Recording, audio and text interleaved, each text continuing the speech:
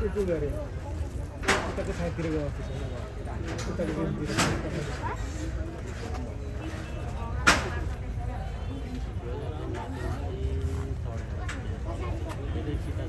पाँच लाग्यो पर्दैन पाँच पाँच बस्न लाग्यो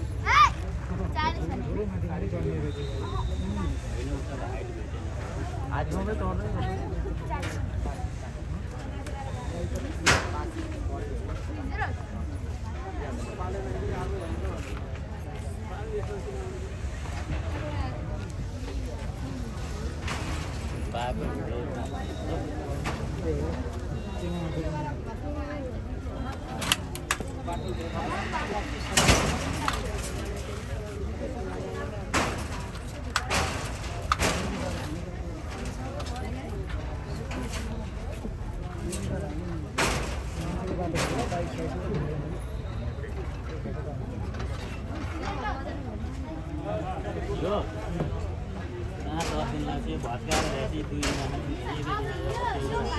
हल्का साइड में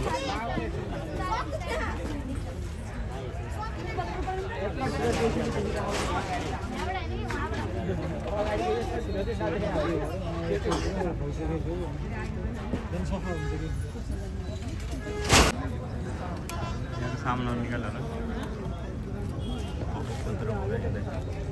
सारे का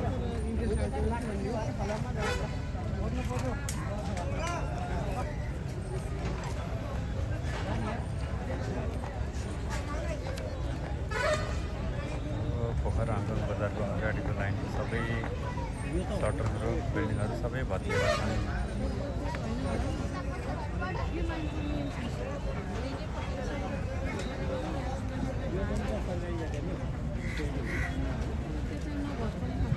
सबै सरकारी हो कि साल ट्रेनिङ हो कि जस्तो लाग्छ। साल ट्रेडिङ कर्पोरेसन हो कि ट्रेड युनियन हो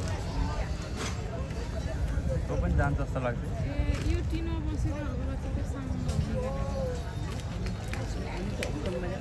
कुन चाहिँ अगाडि हङकङ बजार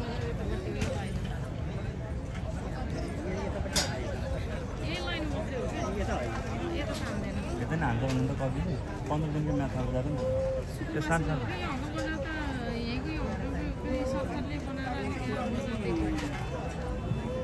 लाउनु पाउँदैन कि सबै हटाउँछ कि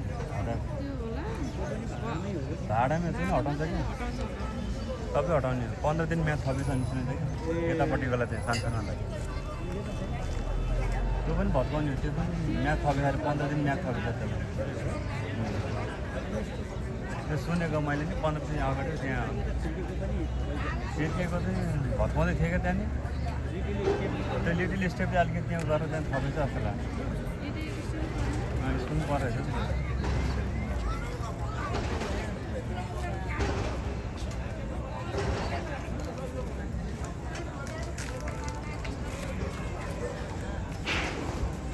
15 दिन टाइम दिएको जस्तो लाग्छ। सबै हो यो त ठुल्ठुलो छ सबै जान्छ कि पछि सबै हो उताको यताको सबै जान्छ।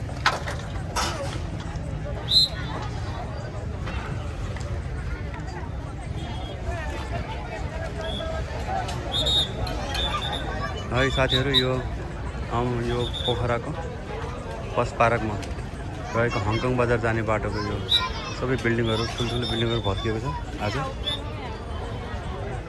अब यो छेउछाउमा रहेको सानो इटाहरूलाई चाहिँ 15 दिनको म्याद दिएको छ भन्ने कुरो सुनेको छ।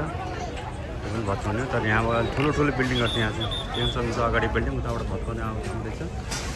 यताको यो डोजर चाहिँ बिग्रिएको अवस्था छ उतापट्टि चाहिँ अर्को डोजरले चाहिँ भत्काउँदै आउँदैछ।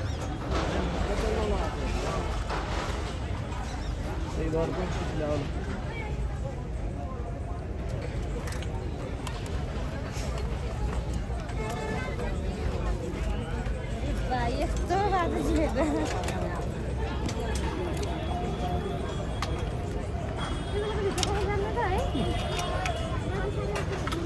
बिस्तारै हिँड्नु है, बिस्तारै लटिन्छ है।